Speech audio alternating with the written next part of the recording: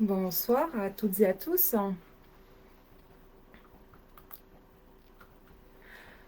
Alors, nous sommes en direct pour l'interview d'Andrea.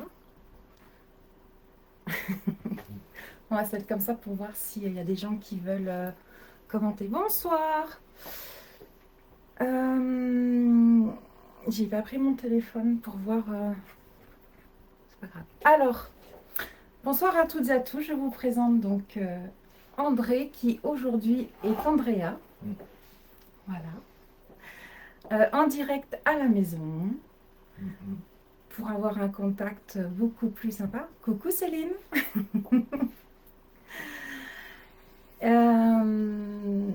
Nous allons avoir un sujet magnifique ce soir, un magnifique partage. Voilà. Donc Andrea, aimerais-tu te présenter s'il te plaît? De quelle façon aimerais-tu te présenter? Je me présente. Tu parles un peu plus fort. Je me présente tout simplement comme je suis. Voilà. Je suis un ancien garçon qui a fait une transition depuis 2 ans. Et voilà. Et je suis chez ma copine que j'aime.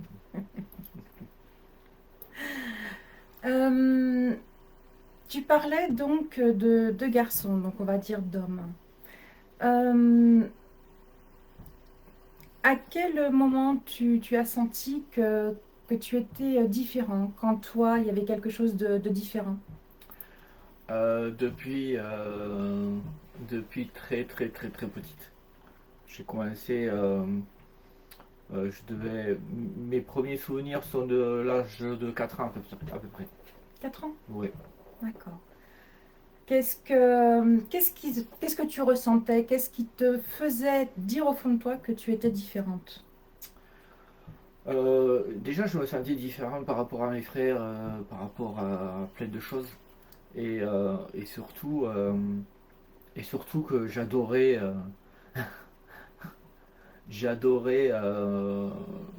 prendre les fringues de ma mère, de m'habiller avec, de me cacher avec. Et voilà quoi. Et donc à ce moment-là, je commençais à voir cette différence à partir de ça. Comment tu le vivais? Étant jeune, je le vivais sans conscience. Mhm.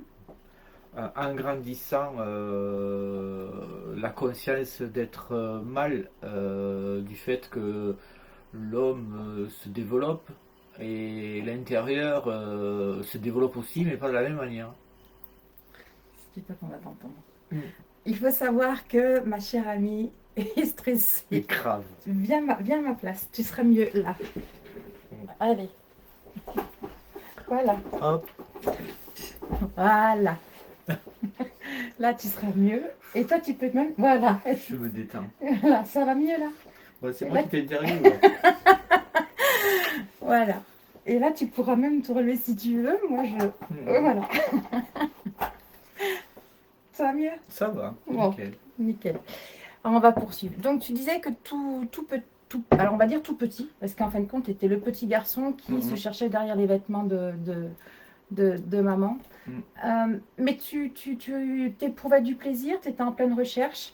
Ah oui, j'ai éprouvé du plaisir, mais à fond les manettes. D'ailleurs, j'ai éprouvé plus de plaisir quand j'avais des vêtements de femme que quand j'étais un vêtement de mec. Voilà. Et c'est surtout en grandissant où la conscience prend le dessus et on se dit mais qu'est-ce qu'on fait quoi. On fait du n'importe quoi. Du n'importe quoi, un corps d'homme dans des vêtements de femme, et là c'est là où on va parler de dysphorie parce que c'est la dysphorie qu'on appelle. Peux-tu expliquer ce que c'est? Alors la dysphorie c'est en fait c'est quelqu'un qui est né, qui n'est pas dans son bon corps. Ça peut être un garçon vers une femme ou une femme vers un garçon ou c'est inversé quoi. Et la dysphorie elle est de plus en plus fur et à mesure qu'on grandit, elle est de plus en plus présente et elle veut s'affirmer de plus en plus. Sauf que l'éducation, le travail, les enfants, tout nous fait repousser cette dysphorie toujours de plus en plus au plus profond. On la refoule à fond pour rester dans les clous, quoi, en fait. Et un jour ou l'autre, eh ben, on arrive à un certain âge où cette dysphorie prend vraiment le dessus et on arrive à ce que je suis aujourd'hui. Alors, avant d'en arriver à là Où j'en suis. où tu es actuellement, Mm, mm. j'aimerais qu'on revienne, si tu veux, pour que je pense il y a des personnes là, qui vont sans doute se retrouver parce que tu as eu cette période où tu as été enfant, puis après il y a eu l'adolescence. C'est ça. Donc, cette adolescence, comment tu l'as vécue? Comment elle s'est passée? Elle s'est passée avec des amis, avec des jeunes du village où on sortait, on jouait au foot, je faisais le garçon parce que voilà, j'avais pas d'autre solution qu'à l'extérieur faire le garçon. J'avais pas le choix euh, de dire, j'aurais dit à mes amis ou à qui que ce soit que je portais des vêtements féminins ou que je voulais devenir une femme, on m'aurait traité de fou, quoi. Surtout à l'époque. Peut-être pas aujourd'hui, mais à l'époque, on m'aurait traité de déglingué, quoi. Donc j'ai fait ma jeunesse, pour tous les gens qui me connaissent, j'ai eu beaucoup de femmes dans ma vie, j'ai, je jouais au foot, j'avais une mobilette comme tout le monde, j'avais, voilà quoi. Et après, ce qui s'est passé à l'intérieur de moi, c'était autre chose. Voilà, ce que je ne montrais pas. Ta scolarité s'est passée comment? La scolarité, au début, ça a été très compliqué parce que mes parents émigraient espagnols, donc n'avaient pas la capacité de pouvoir m'aider parce que sur les quatre frères, j'étais le plus avoir des problèmes à l'école. Donc, même aujourd'hui, j'écris une phrase, il y a 10 fautes dedans. Donc c'est comme ça. Mais après la scolarité, ça a été, je peux pas dire catastrophique, mais presque. Bon, parce qu'après en sixième, j'ai été obligé d'aller travailler parce que je n'accrochais pas, j'arrivais pas à retenir ou quoi que ce soit au niveau études. Ensuite, ton premier amour. Alors mon premier amour, ça a été mon premier amour, hein. C'était très intense. Voilà, où pour moi, ça a été violent le jour où on s'est quitté, mais bon, après, on, on arrive à estomper cette douleur, et voilà quoi. Et voilà. Oui, mais ton premier amour, ça s'est passé comment? Ça s'est très bien passé. Comment tu t'es sentie puisque tu sentais qu'il y avait une différence, mais comment ton premier amour a Je été lui avec ai... un homme, avec une femme? Ah, ça a toujours été avec une femme. Ça a Voilà. toujours été qu'avec des femmes. Mais je n'ai jamais montré ce que j'ai prouvé au fond de moi, parce que bon, je suis ce que je suis aujourd'hui, je deviens une femme, mais j'aime les femmes, j'aime pas les hommes. Voilà, jusqu'à maintenant, je me voyais mal coucher avec un gars ou me faire toucher par un gars, c'est impossible, quoi. Donc, on en vient à ton premier amour, mais ensuite, est-ce que tu as été mariée, pas mariée? Alors Est-ce après, que... j'ai rencontré ma première épouse. Voilà. Voilà, où on se dit qu'en fait, en rencontrant la première épouse, on va. Pourquoi tu rigoles? Parce que tu m'attaches. Parce que tu bouges et tu vas donner la nausée aux gens. Ouais. Euh, Je l'attache pas. euh, C'est pas vrai. Mais pourquoi je me sens grande? Tu peux pas te remonter je suis un peu? attaché là. Tu peux pas te remonter un peu? Je sais pas comment ça marche ça. Vas-y. C'est bon. C'est bon là. Donc du coup, je me tais. Non, non, non, vas-y. Du coup, mon premier mariage, en fait, pareil, ben on rencontre une fille où on flash dessus, où on se dit que ça va le faire parce que c'est ce que j'ai besoin en fait, parce que on se rend compte que cette dysphorie à l'intérieur n'est pas bonne du tout, parce on se croit fou, quoi. On déglingue complètement. Et je me dis en me mariant, voilà, ça va le faire, quoi. Donc on se marie, on a un enfant, on a une vie qui est bien parce que je bosse beaucoup, je vais faire du black tout le temps, voilà quoi. Mais cette dysphorie est toujours là, elle revient et voilà. Et on commence à piquer les fringues de sa femme et tout. Et là, on ne peut pas lui expliquer parce que au risque de la perdre aussi en même temps. Et donc, du coup, on n'en parle pas. Et voilà. Et jusqu'au jour, ce qui arrive, c'est que je rencontre une autre femme. Là, je vais l'avouer, là, devant tout le monde, je la trompe avec une autre femme. Et cette nouvelle femme devient ma nouvelle compagne. Et cette nouvelle compagne, mais pareil, je me suis dit qu'en fait, mon ex, c'était pas la bonne et elle, c'était la bonne, en fait. Et donc, du coup, je couche avec.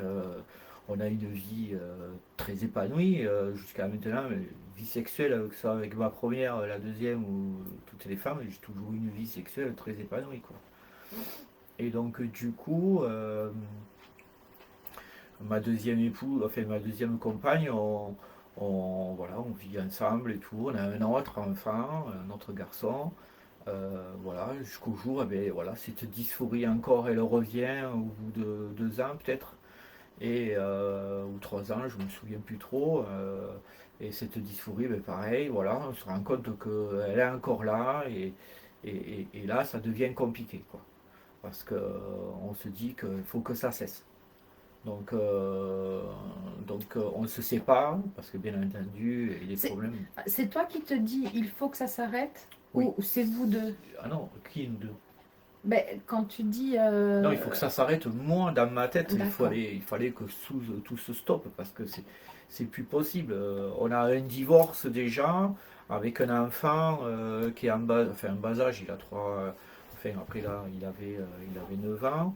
Donc c'est très très très très compliqué à assumer de savoir qu'on va se séparer encore une fois avec un autre enfant. Et moi, je suis très, très, très, très papa poule. J'ai toujours été un papa très, très, très papa poule. Et donc, voilà, quoi, je voulais pas de tout ça. C'est ce qui me rongeait le plus à l'intérieur. C'était les enfants, c'était ne pas rendre malheureux les gens malgré les séparations. On sait qu'on va faire du mal, hein, mais on essaye de limiter les dégâts, quoi. Et quand je me sépare la deuxième fois, c'est là où je décide de commencer ma transition. J'avais 34 ans. Mhm. Voilà. Et à 34 ans, je veux absolument entamer ma transition parce que je me dis, voilà, je vais vivre seul, rester dans mon coin et faire mon cheminement. Mhm. Et là, patatrac, euh, quelques mois plus tard, je rencontre ma troisième épouse. Voilà. Ou d'ailleurs, je tombe follement amoureuse d'elle parce que, voilà, quoi, de toutes les femmes que j'ai pu avoir jusqu'à maintenant, c'était celle que j'adorais le plus, quoi. Et donc, du coup, voilà, on refait une vie encore. On a 2 enfants. Mais impossible de lui parler. Ma dysphorie, elle est arrivée 2 ans après, encore une fois. Mais là, c'était pas possible de la quitter parce que je voulais pas, parce que j'adorais trop ma femme. Des enfants, j'avais élevé ces 2 enfants, donc je m'étais très attaché à eux, donc je voulais pas les laisser tomber non plus. On avait 2 autres enfants que j'adore aussi, idem que mes 2 premiers, quoi. Et donc je me suis dit, tant pis, je vais prendre sur moi, et voilà. Et je vis 20 ans comme ça. Enfin, pas tout à fait 20 ans, un peu moins. Arrivé à 50 ans, un jour, mon ex, elle était quand même un peu homophobe. Et donc c'est ce qui me retenait de lui en parler, quoi. Mhm. Et jusqu'au jour, on a une discussion, on parle tous les deux tranquille, et on voit passer 2 femmes trans, et elles étaient très belles, quoi. Et là, elle me dit, oui, c'est vrai que là, elles sont jolies. Et crac, c'est là où la perche, j'ai saisi pour lui en parler, quoi. Et là, ça a été un coup de froid pour elle. Je comprends, je peux tout comprendre, il n'y a pas de souci. un coup de froid pour elle, mais pour moi, je ne perdrai pas mon ex avec tout ce que nous avions vécu, les enfants, le travail, notre vie de parents, sexuelle et tout ça qui était vraiment, vraiment tout épanoui. Je me suis dit qu'on allait trouver une solution à ça et qu'on allait la surmonter à tous les deux et qu'on allait pouvoir avancer avec ça. Et je me suis trompé, voilà. Je me suis trompé parce qu'elle ne l'a pas supporté. Il a fallu qu'on se sépare donc une troisième fois. Voilà. Euh, Comment s'est passé, parce que tu parles bien entendu de tes rencontres féminines, mais Mm. comment s'est passé à chaque fois, bon, il y a tes séparations, mais tes enfants dedans? Est-ce que tes enfants ont toujours été présents dans ta vie jusqu'à maintenant ou première séparation, bah, il y a un froid et ça devient distant? Ah, voilà, c'est ça. Le souci, c'est ça, c'est que euh, les séparations, les divorces, en règle générale, hein, ce qui se passe bien souvent, c'est que la maman, bien entendu, la garde des enfants, a beaucoup plus d'emprise sur les enfants, alors que c'est pas une généralité, parce que là ou sinon, elles vont toutes me tordre le cou. Mais en règle générale, elles ont une emprise sur l'enfant, et pour elles, c'est une arme contre le papa, parce qu'une maman blessée, je peux comprendre qu'elle puisse avoir une arme pour pouvoir se défendre contre le papa. Bon. Et donc pour mon premier mariage, c'est ce qui s'est passé. Euh, euh, Mon fils, il pourra dire tout ce qu'il voudra aujourd'hui, il ne me parle plus, mais il pourra dire tout ce qu'il veut. Il a été conditionné par sa maman de façon à ce qu'il ait un rejet total de son père. Et pourtant, il ne savait pas ce que j'étais aujourd'hui. Voilà. Mais Est-ce qu'aujourd'hui il le sait? il le sait, il ne me parle plus. Ouais. Je suis grand-papa d'une petite fille que je ne connais pas. Et voilà, c'est comme ça. C'est le retour de médaille du divorce de sa maman que je suis en train de payer avec ça aussi. Mais bon, après, ce que je voudrais quand même dire, c'est que on apprend à vivre avec tout ça. Mon fils, mon premier fils, on est resté 12 ans sans se voir. On était côte à côte au McDo, il me regardait même pas quoi. Et je peux vous dire que ça pour un papa, ou pour une maman, si ça devait arriver, c'est hyper compliqué quoi. Voilà, ça c'est très dur. Pour la deuxième, ça a été la même chose. Pour la deuxième, ça a été la même chose, blessé, voilà. Pendant 9 ans, je ne l'ai pas vu.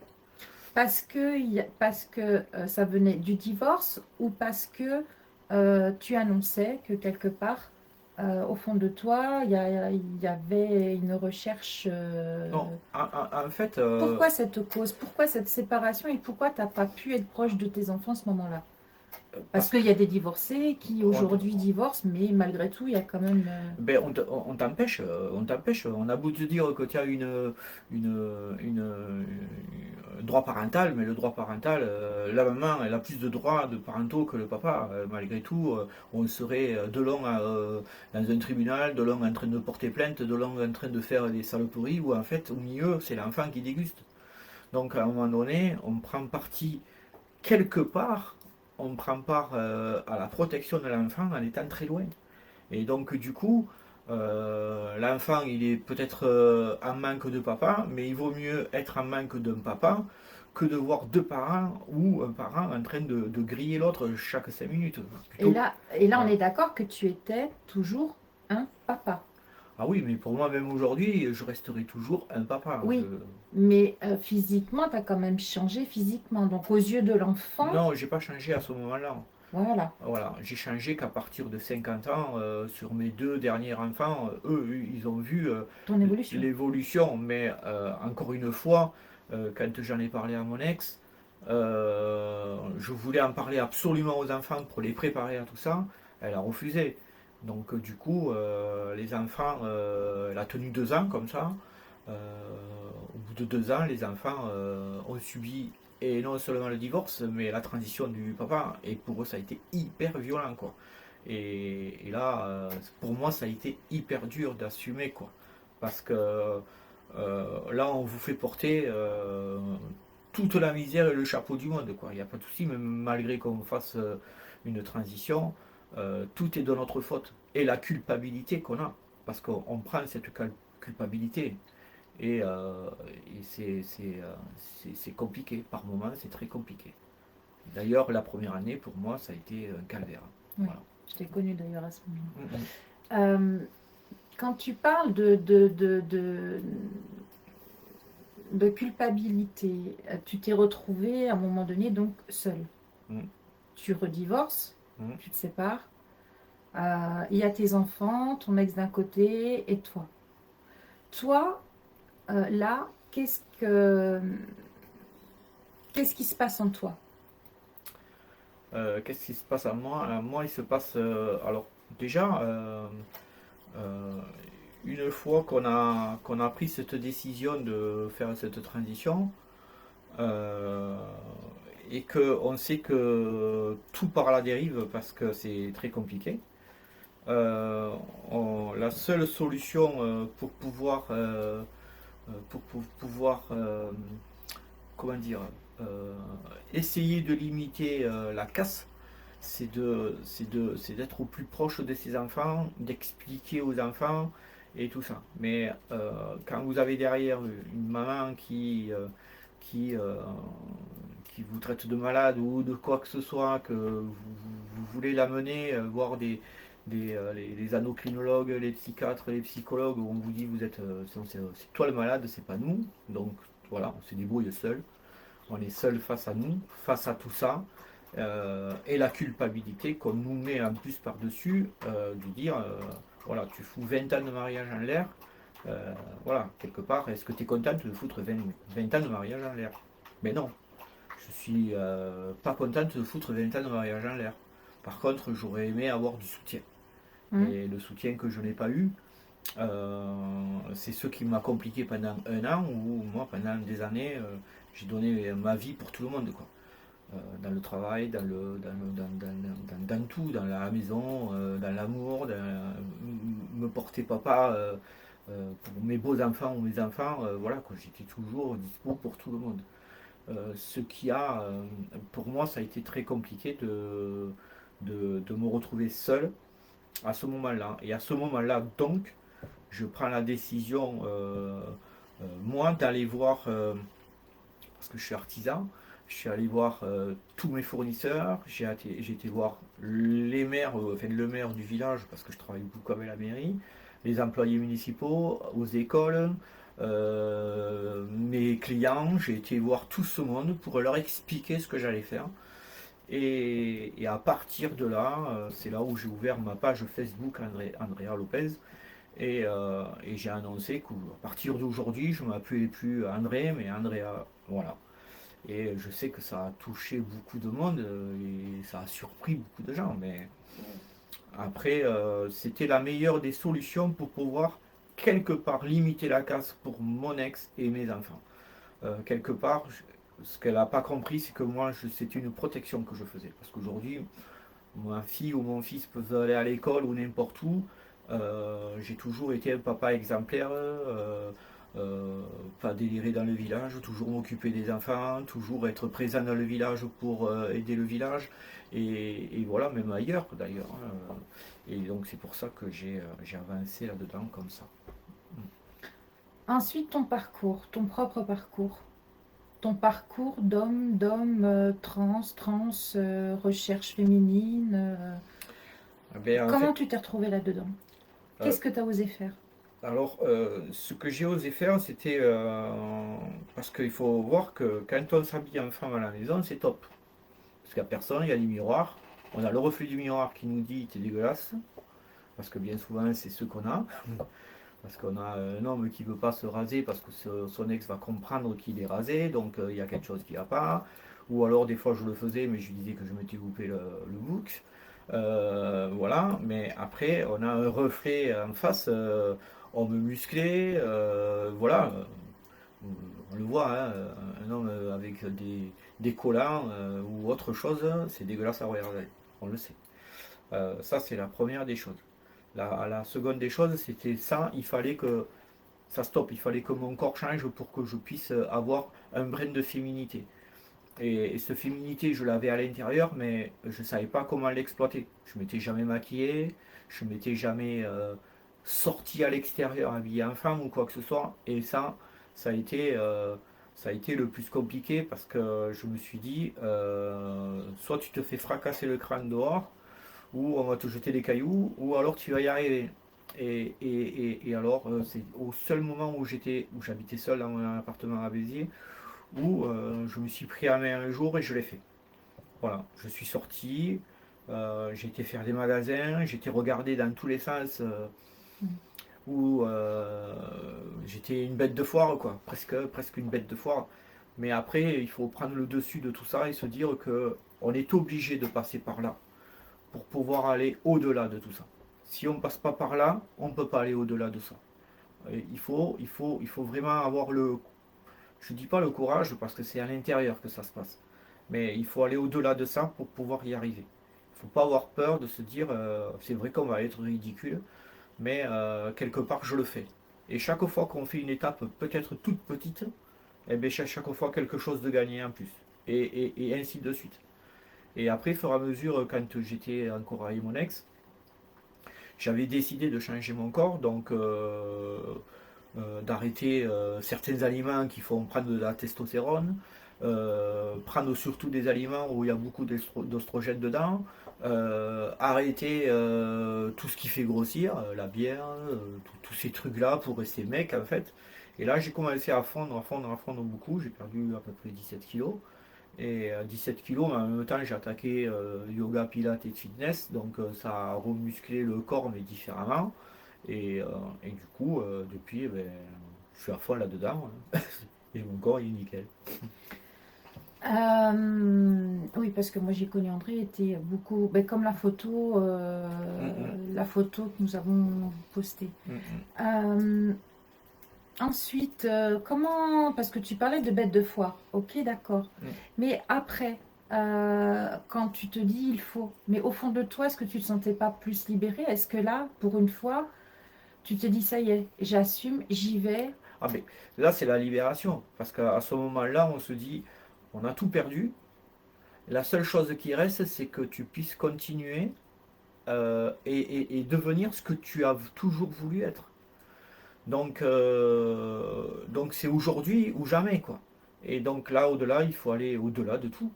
Et avancer et se dire, eh ben, on va essayer ça, on va essayer ça. Et en fait, on est comme une petite fille en adolescence où on essaye tout, C'est-à-dire, ben, tout. Les shorts, niveau fringues, on essaye tout. Après, on essaye de trouver.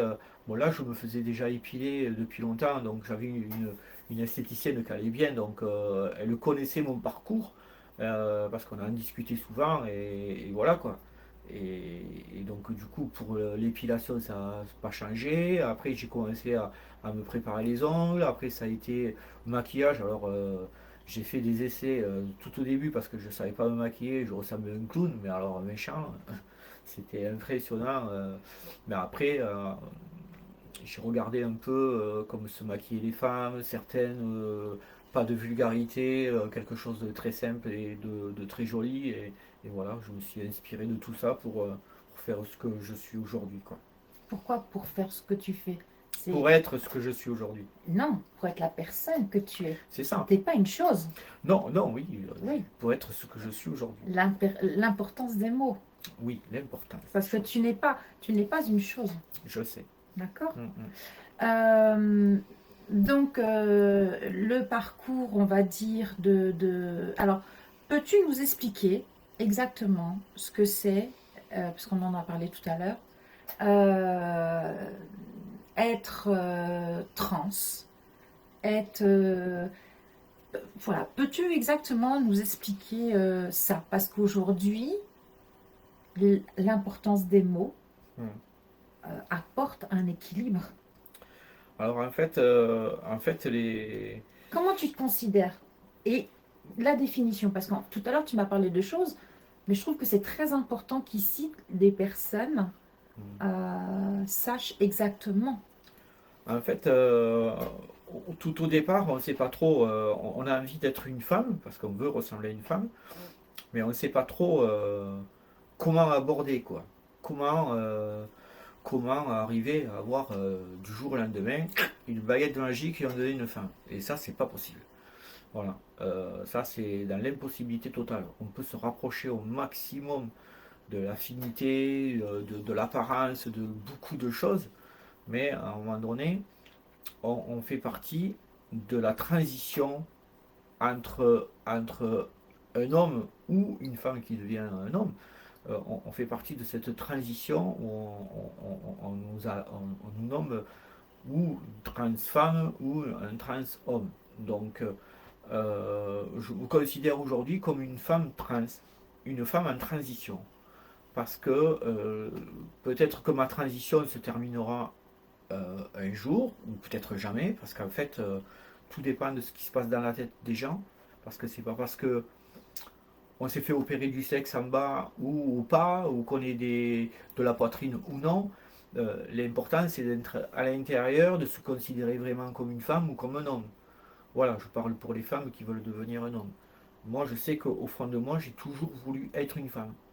Toute petite, quand j'allais faire les courses avec ma mère, pour moi, la définition de la féminité, c'était une femme blonde. Pourquoi, je ne sais pas. Bon, peut-être aujourd'hui, c'est pour ça que je suis blonde. Et je disais à ma mère, je disais, maman, tu veux pas me teindre les cheveux en blond? Elle me regardait, elle me disait, ben ça va pas, non? Et on partait tous les deux chez Émilie. S'il y a des gens de Poussin qui connaissent Émilie, ils vont se rappeler. Et voilà quoi. Et donc, j'ai toujours ce petit souvenir qui me revient toujours. Pour moi, la définition d'une femme, c'était une blonde. Pourquoi, je ne sais pas. Mais c'est comme ça. Donc là, tu parlais justement de trans hommes et de trans femmes. Mhm. Euh, Parce que moi, là-bas, c'était un sujet qui m'était inconnu et c'est vrai que euh, on est toujours en transition ou en recherche de. Toi, tu as décidé de garder ton propre sexe, Mhm. de ne pas avoir cette transformation. Par contre, tu as accepté, malgré tout, d'avoir, on va dire, un corps qui était comme ça, de devenir beaucoup plus féminine Mhm. et être dans la transformation féminine avec des seins. Oui. Et d'avoir des traits beaucoup plus féminins, Mhm. puisque tu as quand même été opéré de la mâchoire, tu as quand même eu différentes. Enfin, Oui. les lèvres, Les lèvres, la mâchoire et, et la cranioplastie aussi. voilà. Pour justement ne plus avoir, on va dire, sur la photo, C'est très c'est très, d'homme. Mhm. voilà, très, très carré, parce qu'en plus, tu avais un visage qui était très carré. Oui, c'est ça. Ben, j'avais le souci. Je ne sais pas si les personnes ont vu ce téléfilm qui est passé il y a très peu à la télé, à Antenne 2, je crois que c'était, sur le garçon qui voulait devenir une fille. Voilà, où ils en ont fait deux épisodes. C'est ça en fait, c'est que quand on attaque une transition très jeune, la testo chez un garçon n'a pas commencé à évoluer. Donc du moment où on casse la testo plus jeune, donc du coup elle sera beaucoup plus féminine que ce que moi je peux l'être aujourd'hui. Parce que moi aujourd'hui, arrivé à 50 ans, la testo elle a fait son travail d'hormones classiques, normal. Donc on essaye de casser ça malgré les hormones que je prends, malgré tous les efforts du monde que je fais. Il restera toujours quelques traits d'homme, ça je le sais. Mais il faut en prendre conscience. Et il faut prendre conscience à un moment donné. C'est pour ça que je me considère comme une femme, mais comme le troisième genre en fait. Dans un troisième genre. Euh, C'est-à-dire, ben, c'est-à-dire que je suis pas un homme, je suis pas, je serai jamais peut-être avec le corps d'une femme parfaite comme toi ou comme toutes ces femmes qui peuvent me regarder, mais je m'y rapprocherai le maximum que je puisse faire, je le ferai au maximum. Après, je veux garder mon sexe d'homme. Pourquoi? On va me dire c'est perso et tout ça. Oui, d'accord, c'est perso, mais je préfère mieux en parler parce que mm, ça questionne beaucoup de personnes et moi, je j'ai pas honte de le dire parce que moi j'aime la femme et avant tout, pour moi c'est un plaisir.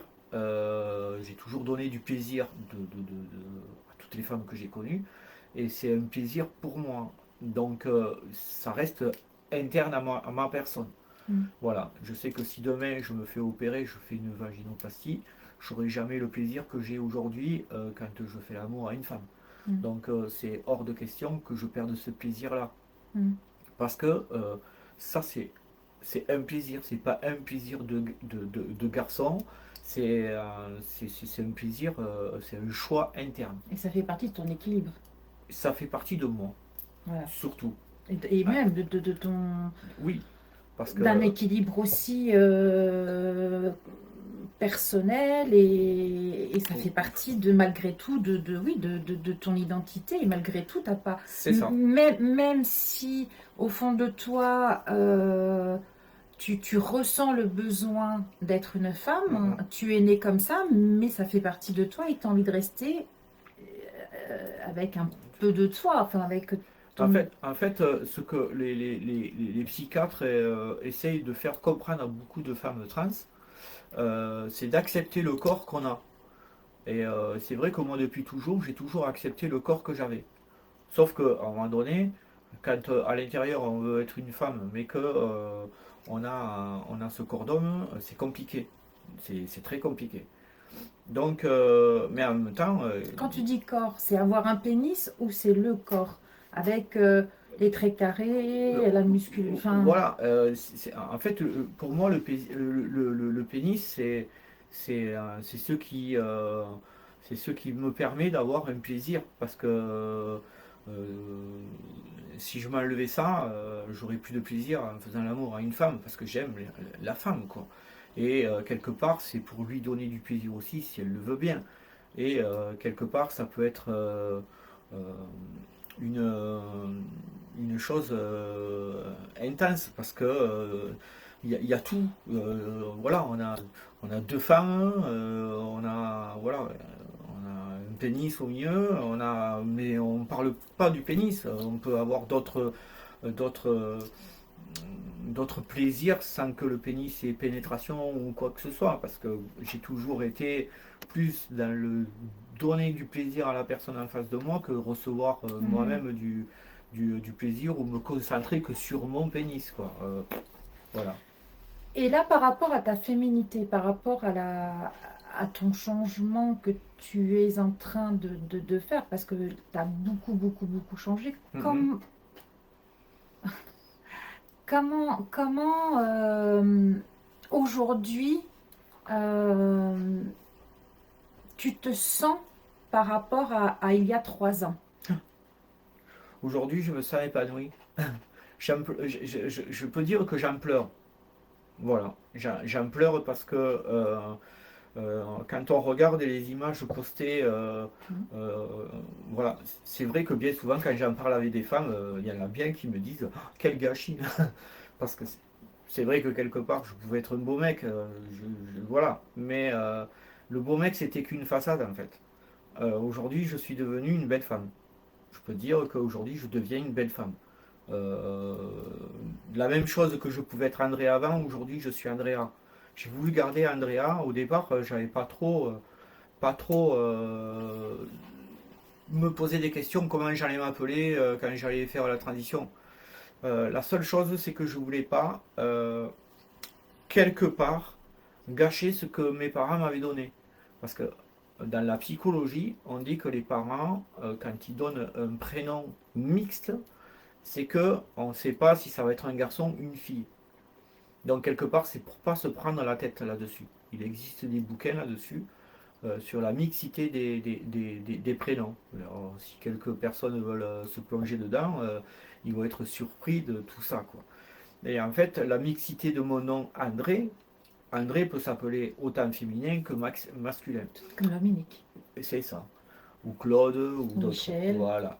Et alors du coup, qu'est-ce que j'ai fait la seule chose que je voulais faire, c'est garder André, mais André me plaisait pas. Parce que ça me ramenait toujours à André le garçon. Et donc, j'ai rajouté le A. Et donc, ça faisait Andrea. Et en plus, j'ai trouvé ça que ça faisait joli. Et puis A, bah, tu l'as écrit devant toi, authenticité. Et c'est ça. Et là, tu deviens... Je deviens authentique. Voilà, authentique. C'est ça. Voilà. Atypique. Parcours atypique. Aussi. Et tu es d'ailleurs une personne atypique. Parce que quand on te connaît, moi Dieu sait si je t'ai vu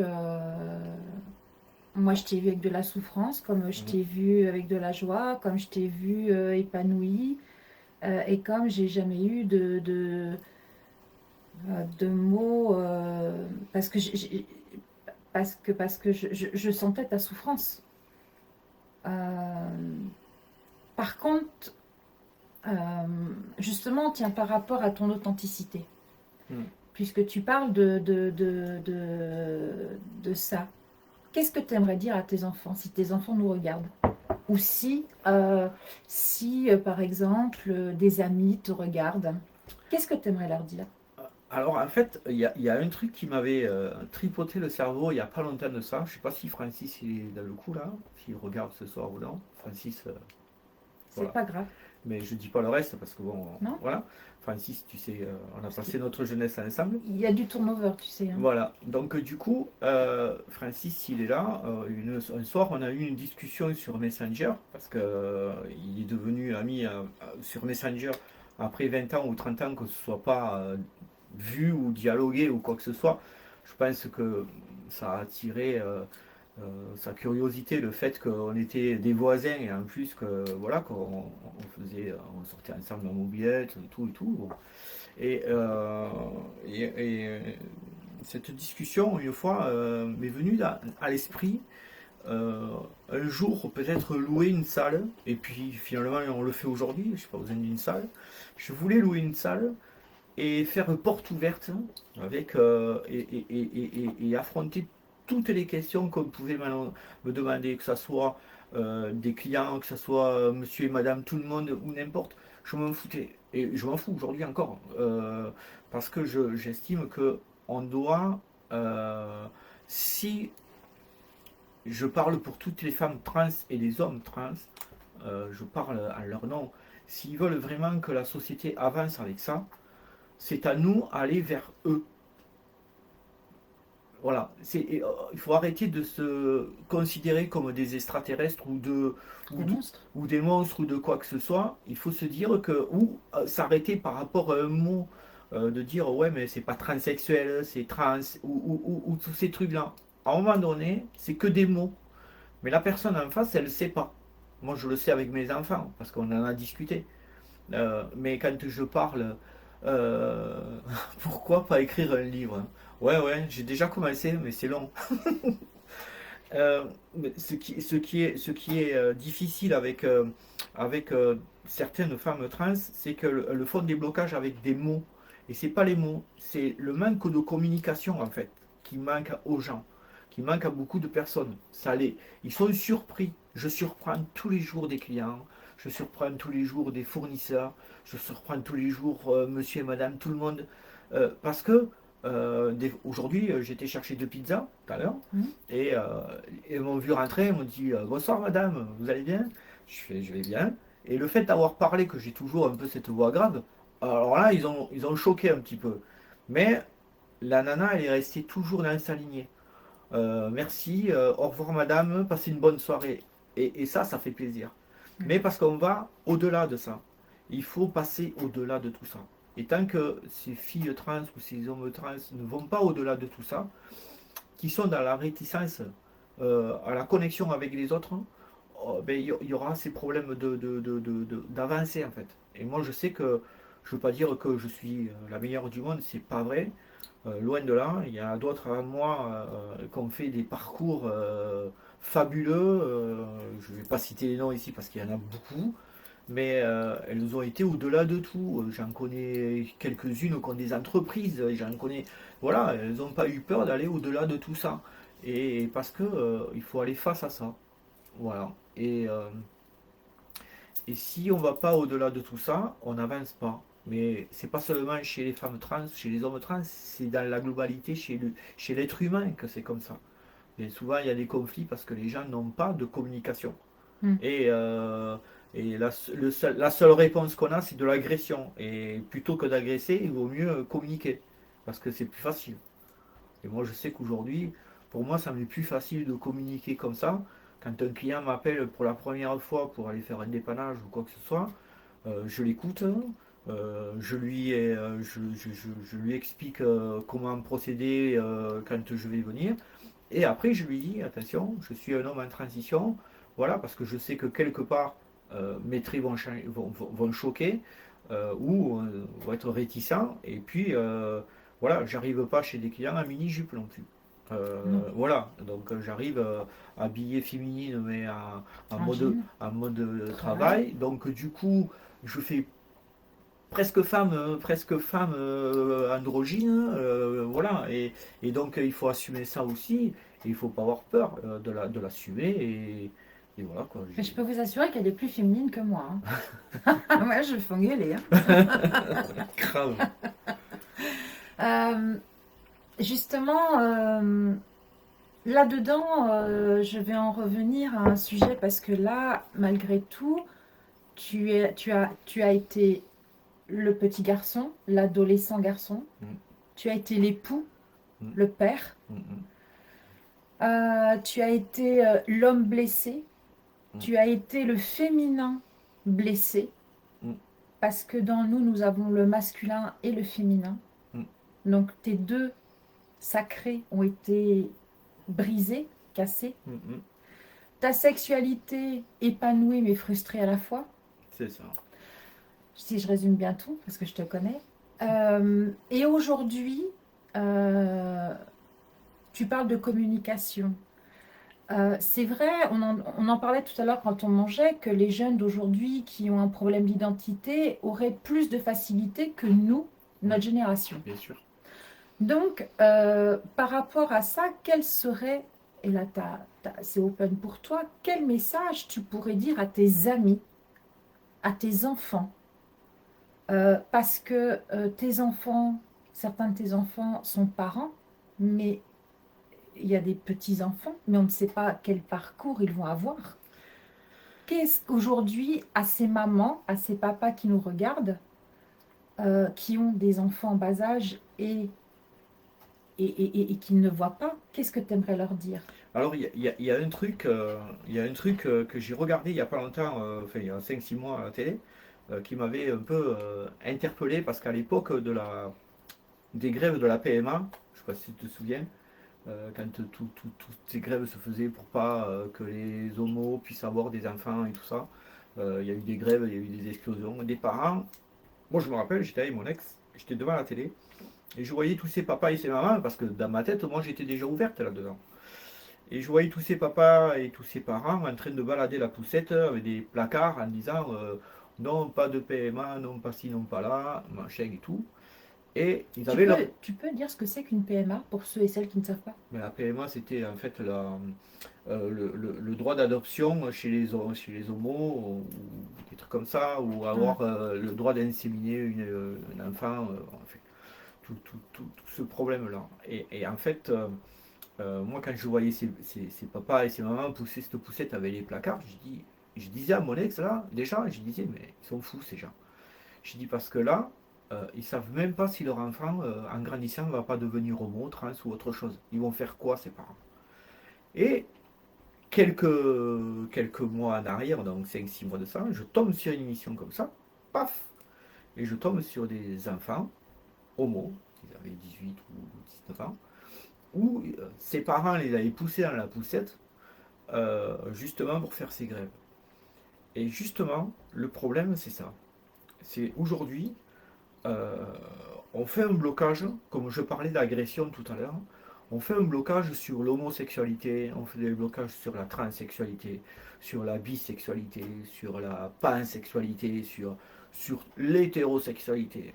Le problème, c'est que on nous met tous dans des cases où il faut qu'on soit tous blancs ou tous bleus, enfin tous roses ou tous bleus, d'accord? Mais il ne faut pas qu'il y ait des violets ou il ne faut pas qu'il y ait des rouges. C'est comme ça.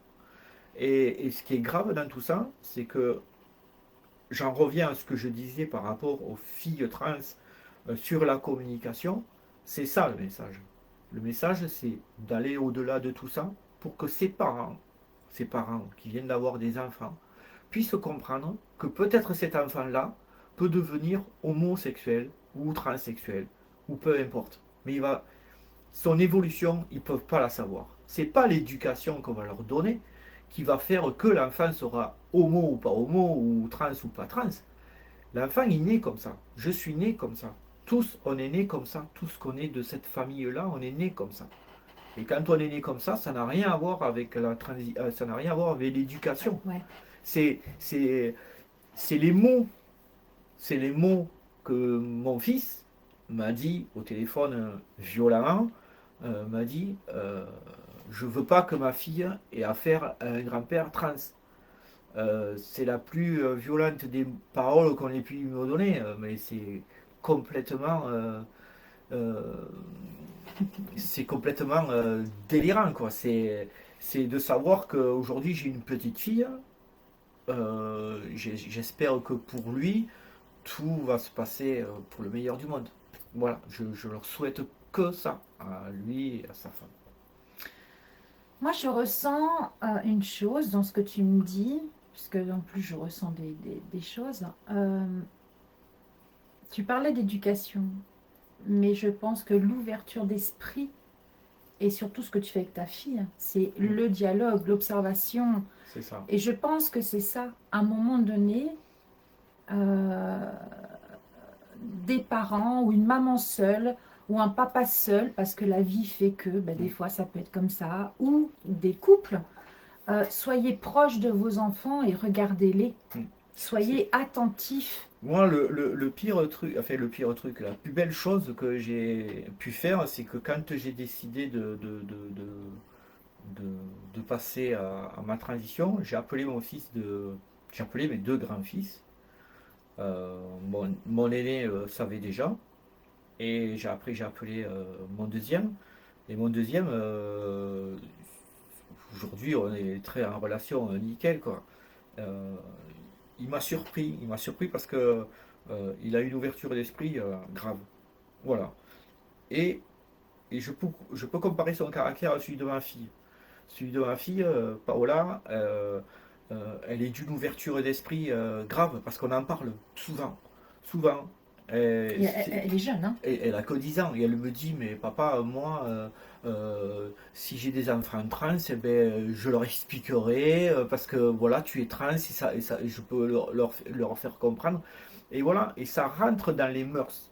Et en fait, l'ouverture d'esprit commence à ce moment-là. Mais j'aurais tellement aimé que ça commence avant qu'elle arrive à 10 ans. Parce mais heureusement qu'elle a cette ouverture d'esprit, parce qu'elle aurait un esprit bloqué comme mon fils de 15 ans. Mon fils de 15 ans, c'est même pas la peine. Ça fait 19 mois qu'il me parle pas. C'est des mots violents par texto. C'est d'une violence interne. Mais pourquoi? Parce que derrière, il n'a pas l'appui et l'ouverture d'esprit. Il vit chez sa maman et ça parle différemment là-bas. Donc je le sais. Donc du coup, euh, lui, c'est plus difficile à ce qu'il puisse comprendre les choses. Il a 15 ans, l'adolescence et tout, ça peut être très compliqué aussi. Oui, la sexualité, parce qu'il se cherche. C'est ça aussi, la sexualité, et puis il doit se dire j'ai un père trans, je ne veux pas le devenir, ça peut le compliquer aussi, je le sais, mais au contraire de se renfermer sur lui-même, et si on l'aidait à ça, euh, euh, on pourrait lui faire comprendre qu'en fait ça n'a rien à voir, quoi. Ce n'est pas une maladie. C'est ça. C'est pas une maladie, C'est pas un cancer. voilà, on le trouve pas dans une pochette surprise. Non. C'est comme ça. Il faut l'assumer, c'est tout. Il faut être capable capable, oui, je veux dire, il faut avoir la force de l'assumer, c'est tout. Quand tu dis il faut avoir la force de l'assumer, c'est-à-dire, c'est les adultes qui... Il serait nécessaire que les adultes aient la force d'assumer, on va dire, euh, la différence, ou est-ce que c'est le système actuel dans lequel on évolue? En fait, ce qui est gênant pour les personnes comme mon ex ou mon fils de 15 ans ou d'autres, beaucoup d'autres, ou mon fils aîné, c'est le regard des autres en fait. En fait, dans cette histoire, c'est beaucoup d'égoïsme. Il y a beaucoup d'égoïsme. En fait, on vous fait croire que vous êtes égoïste parce que vous faites une transition, mais on vous fait culpabiliser pour ça. Mais justement parce que à ce moment-là, les personnes qui sont comme ça perdent tout ce qu'ils avaient misé sur vous par rapport à ce que vous pouvez leur apporter. Et ce qui est compliqué avec ça, c'est que dans l'égoïsme, on, on se dit, moi, j'ai mon papa qui va devenir se balader habillé en gonzesse dans la rue, il va être ridicule, on va se foutre de ma gueule, et si, et mi. Donc on préfère couper les liens plutôt que d'essayer de comprendre. Et à un moment donné, c'est ça qui est compliqué aussi. C'est de faire comprendre à quelqu'un qui est obtus une ouverture d'esprit, c'est pas gagné. Mais le système aussi est très obtus parce qu'on donne des images. Le- On catalogue et on donne des images. Et alors les images qui sont données, Parce que regarde, quand on voit des choses, sale PD, sale pute, sale trans, sale ci, oui, c'est violent. mais ça après, l'agression, c'est ce que je parlais tout à l'heure par rapport à la communication. Bien souvent, on a des agressions par rapport à la communication, parce qu'il y a un manque de communication. Moi, je me souviens aller à l'association LGBT à Montpellier. On venait de sortir de celle de Béziers et j'avais une fille qui était comme moi, on allait à Montpellier. Elle matait les gars comme si c'était Les gars ou les hommes? les gars, les hommes. Elle matait les mecs comme si elle pouvait se le permettre. Et, et encore une fois, je reviens toujours à ça, c'est que tout au début de notre transition, on a encore des traits de mec et avec nos fringues de femmes, voilà, c'est pas le top. Donc si on s'amuse, enfin, moi je l'ai jamais fait et je le ferai jamais, de regarder les mecs dans le blanc des yeux pour essayer de se le brancher, à un moment donné, c'est une agression qu'on lui fait. Donc c'est là où le problème existe. Il existe ce problème-là parce que c'est pas ce pavanant, je suis habillé sexy aujourd'hui, mais pas vulgaire, Non. mais je peux aller n'importe où aujourd'hui faire des courses comme je fais avec ma fille, comme je fais tous les jours. Et on me dit bonjour madame, on me dit pas sale PD ou sale trans ou quoi que ce soit. Parce que je garde toujours ce côté de protection de ma vie aussi. Les schémas, on l'a dans le dur, malheureusement. Oh oui. Ouais. C'est vrai qu'aujourd'hui, on met... Je suis émue par ce que tu viens de dire. Je dirais qu'aujourd'hui, on met beaucoup de personnes dans des cases ou dans des tiroirs. Et on nous parle de sagesse. On nous parle de sagesse. On nous parle de spiritualité. Je suis quelqu'un de très spirituel puisque tu me connais, tu sais ce que je fais. Mais là-dedans, qui sommes-nous, franchement, en tant qu'humains, pour pointer du doigt telle ou telle personne? En fait, ça, on pourra jamais. Il y aura toujours des cons et il y aura toujours des gens gentils. Ça, c'est deux mondes qui font partie du bien et du mal. Après, moi je dis que la personne qui donne du bien va recevoir du bien. Donc, la personne qui donne du mal va recevoir du mal. Un jour ou l'autre. Oui, mais après on s'en fout. Moi je souhaite pas du mal à personne. Je veux absolument que euh, l'être humain, en fait, englobe tout ce que l'être humain et tout ce qui a cette planète est dedans. C'est-à-dire qu'une femme trans, un homme trans, une femme hétéro, un homme hétéro, on fait partie de l'ADN de la Terre. Et cet ADN-là, il y a des différences qu'on puisse avoir d'une personne à une autre, mais on fait partie toujours de la même force. Mais tu parles de trans. Moi, je parle en tant que femme. Vous, Mhm. là, parce que toi, tu me connais et on en a Mhm. parlé.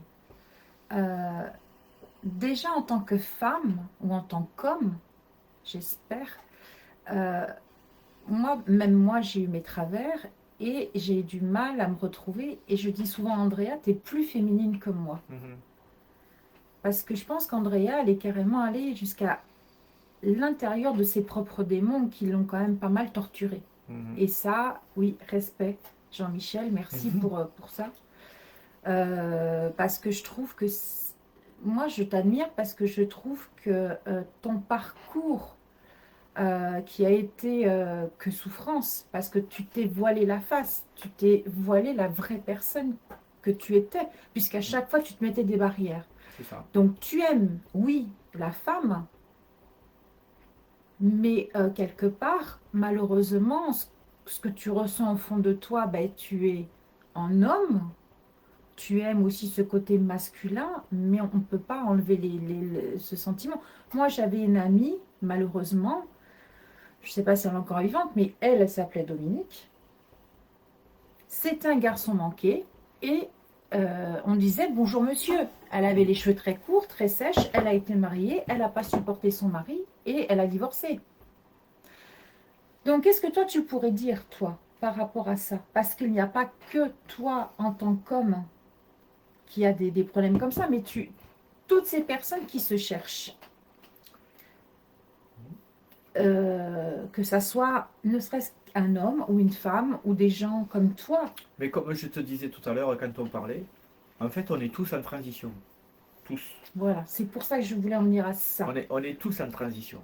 Alors, on met une femme trans, on met un homme trans, mais en fait, on est tous en transition parce qu'on peut tomber sur une femme comme toi, ce qui t'est arrivé, ou ce que tu as ton vécu, ou tu te cherches.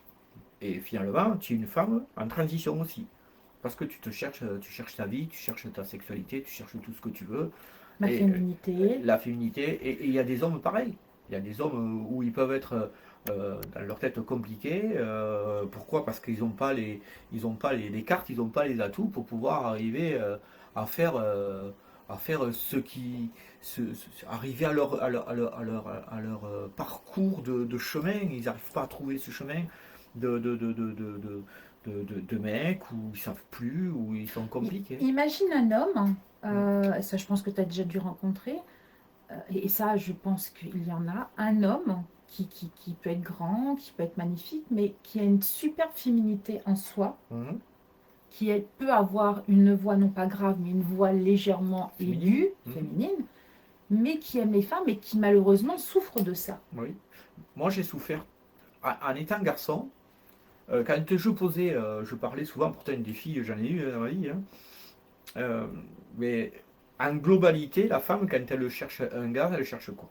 Un grand, balèze, protection à 200%. Voilà, on ne cherche pas un petit gringalet. Et ça, je peux être sûr à 2000%. Vous prenez 10 mecs gringalés, il y en aura un qui aura la force d'aller au-delà de ça. Mais les deux autres, ou enfin les 9 autres, auront enfin, pas des problèmes, mais dans leur tête, ils seront un peu rabaissés parce que la femme lui aura dit je cherche un mec plus costaud. Et ça, en fait, ça fait partie de ce qu'on disait tout à l'heure, des critères de cases qu'on nous met. Une femme doit être bien taillée, bien foutue, machin et tout ça. Elle n'a pas le droit d'avoir des rondeurs parce que sinon elle la voit de travers. C'est ça. Un homme pareil, et si elle est roquine, ben c'est pareil, et ainsi de suite. Mais ça, c'est encore une fois, c'est ce que je dis, c'est la communication et se battre avec ça, quoi. Il y a pas d'autre solution. Oui, parce que là, en plus, tu as touché les deux exemples. Euh, Moi, je fais des complexes de mon poids et je me sens pas féminine par rapport à ça parce qu'on m'a pointé du doigt. Voilà. Oui. Et moi, je te trouve belle. Euh, on va revenir à ta transformation parce que j'aimerais que les gens comprennent que ça n'a pas été simple pour toi. Mhm. Euh, et si vous avez des questions, posez-les parce que Andrea attend aussi vos questions parce que moi je les pose, mais j'aimerais si vous avez des questions aussi que vous les posiez parce que le but aussi c'est ça, hein, dans la création divine, justement, elle est en train de se créer en tant que femme et dans sa propre divinité. Mhm. Euh, Ta transformation, ça fait quoi? 3 ans réellement? 2 ans. 2 ans, voilà. Je savais plus Ça ce fait que- à peine un peu plus de 2 ans. Voilà. Peux-tu nous parler exactement des démarches et de ta transformation pour en arriver là où tu en es aujourd'hui, s'il te plaît? Alors, les démarches, ça n'a pas été facile parce que au départ, j'étais sur mon canapé. euh, Merci. On était assis sur le canapé et donc j'étais toujours en quête de recherche pour des réponses à ma dysphorie que je savais pas que j'avais une dysphorie. C'était très très très compliqué. Nous sommes les deux Les deux énergies. énergies, je vis avec un homme transgenre et cela m'a permis de prendre conscience de ma masculinité. Dans le couple, nous nous complémentons en permanence. Elle est de plus en plus féminine que moi. Oui, et je la connais. Je sais qui c'est. C'est beau ça. Oui. Ça, c'est magnifique. Merci Mm. pour ce témoignage. Et Ça fait du bien. ouais. Et en fait, donc j'étais sur l'ordinateur, je cherchais des questions à mes réponses. Et je voulais, alors, association transsexuelle, parce que je connaissais pas les mots. Donc ça me ramenait toujours à des sites porno sur les transsexuels. Chercher, Mais ça, on euh, n'en a pas parlé de ça. voilà, et alors c'était compliqué. Alors un beau jour, je suis tombé sur un site. Je me suis dit, bon, je vais taper dans le gay. Donc j'ai tapé sur le site gay. Bon, on voyait, on voyait, on voyait donc des mecs dans du pornographique. Hein. Ouais. Mais en bas, j'étais en bas. Pourquoi cette fois-là, j'en sais rien. J'étais en bas de la page et là, il y avait un numéro, un 0800. J'ai noté le numéro 0800, j'ai téléphoné le lendemain et je suis tombé sur un serveur où, en fait, c'était pour les gays qui étaient agressés, en fait. Où, il faut savoir que j'ai vu passer tout à l'heure une dame qui disait qu'elle avait un cousin ou quelqu'un qui s'était fait agresser en 1990. À cette époque-là, peut-être que ces numéros verts n'existaient pas. Qu'aujourd'hui, ça existe. Donc, s'il est toujours pas bien, ce garçon, il faut que. Enfin, ce garçon, je sais pas quel âge il a maintenant, eh bien, il faut qu'il aille voir justement des associations comme ça où on va pouvoir vraiment l'aider, quoi. Donc, moi, c'est ce que j'ai fait. J'ai téléphoné à cette association. Quand je leur ai dit ce qui m'arrivait, ils m'ont donné le numéro de la Pride de Montpellier. Donc, c'est une association euh, pour LGBT. Donc, ça prend les gays, les lesbiennes, les trans. LGBT, ça veut dire ça? LGBT, oui. D'accord. Et donc, du coup, j'ai été voir cette association où, pareil, il a fallu la jouer fine parce que mon ex ne voulait pas venir. Donc, je suis allé toute seule. Je suis allé là-bas, j'ai rencontré. Donc, là-bas, vous avez des gays, des trans, des psychologues, vous avez des bénévoles là-dedans. Et là, j'ai fondu, quoi. J'ai fondu. J'ai une vidéo dans mon téléphone où je me suis filmé quand je suis parti de Montpellier. Je pleurais à pleine larmes parce que je me disais que j'ai deux vidéos comme ça où ça allait être compliqué en rentrant pour expliquer à mon ex ce qu'on m'avait dit, quoi. De là, je suis reparti avec des numéros de téléphone de psychiatres, d'endocrinologues, voilà. Mais quand on parle de psychiatre, de suite on se dit, ah, on va toucher au cerveau, on est déglingué de la facette, donc on se pose beaucoup de questions. Et la seule façon de pouvoir avoir une réponse, c'est d'aller voir le psychiatre. Il n'y a pas d'autre solution. Donc On précise bien un psychiatre, pas un psychologue. voilà, psychiatre. Un psychiatre, c'est le psychiatre. Le psychologue vient après. Et donc j'étais voir le psychiatre. Et le psychiatre, lui, comment s'appelle l'association? il faut aller, c'est l'association la Pride à Montpellier. iPrad? La Pride. Comme la Gay Pride, sauf on enlève gay, c'est Pride. D'accord. Ou alors il faut aller. Après, je peux donner des numéros de téléphone ou des contacts pour endocrinologue ou autre sur Béziers, quoi. Il n'y a pas de souci. Là ou sinon, sur Béziers, prendre contact avec Madame Carrier, par exemple, c'est mon endocrinologue, ou elle le mettra en relation, voilà, ça revient au même de toute façon. Vas-y, continue. Et donc, du coup, Madame Carrier. Comme ça? Oui, comme Carrier, exactement. C'est ça. Et, Voilà. et la sauce? Pride. Pride, c'est P-R. I-E-R. Non, il y a un Y, je crois, là. Oui, je crois. Je me rappelle plus. Pride. Pride. P-R-Y-E-D. Non. Comme la grippe, comme ça s'écrit la grippe. Tu me demandes ça à moi? Merci Andrea pour toute activité, tu es magique, douce nuit. Oui, parce qu'elle est malade, Céline. Ah, Gay Pride. bonne nuit, Pride. à bientôt. Et Sur Messenger, si tu veux. comme ça, Je sais pas. Gay Pride, ça va. C'est ça. on s'excuse, c'est pour vous hein, qu'on prend juste cette Ouais, ou coupure. sinon, ils appellent. Par Messenger, vous pouvez contacter par Messenger Andrea. Ouais, voilà, y a pas de... C'est beaucoup plus simple. Vous allez sur Andrea Lopez hein, et Voilà. il n'y a pas de souci. Hein, elle se fera un plaisir de vous répondre. Hein. Donc en fait, donc là, on me donne le nom d'un psychiatre où j'en parle à mon ex. Et quand j'en ai parlé à mon ex, c'est la réponse que j'ai eue. Oui, c'est ça. Vas-y, vas-y, vas-y. Et quand j'en ai parlé à mon ex, c'est là où j'ai eu la réponse, le malade c'est toi, c'est pas moi. Donc tu y vas tout seul. Donc j'y suis allé seul. Et voilà, le psychiatre il n'est pas là pour vous juger, il n'est pas là pour vous dire quoi que ce soit. Il est juste là pour vous, il est juste là pour vous dire que faire une analyse sommaire de votre vie par rapport à ce que vous vivez, ce que vous ressentez. Et du coup, à ce moment-là, le psychiatre va vous dire, euh, simplement ce qu'il m'a dit à moi, vous avez une dysphorie. Et c'est là où j'ai dit, c'est quoi cette maladie? Il me dit, c'est pas une maladie, vous n'êtes pas né dans le bon corps. Voilà. C'est comme ça que j'ai su que j'avais une dysphorie. Une dysphorie, c'est ça. C'est ça. D'accord.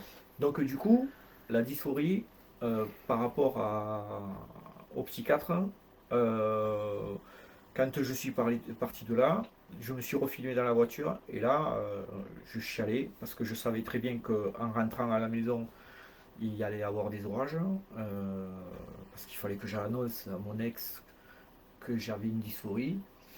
Pour elle, c'était ce que je voulais entendre, mais non, c'était que je voulais des réponses. Et voilà quoi. Et les réponses, je les ai eues après ça.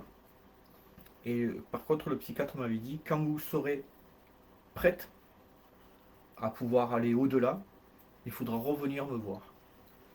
Et à force de discussion avec mon ex ou de quoi que ce soit, et que c'était...